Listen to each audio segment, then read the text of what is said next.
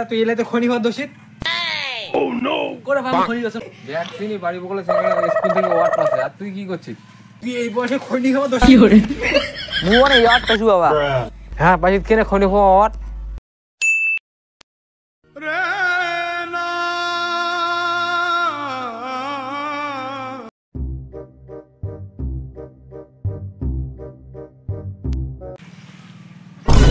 হ্যাঁ বেটা খনি বেটা কি করে মরে গেল না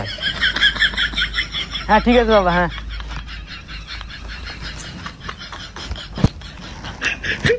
বেটা সুপার খনি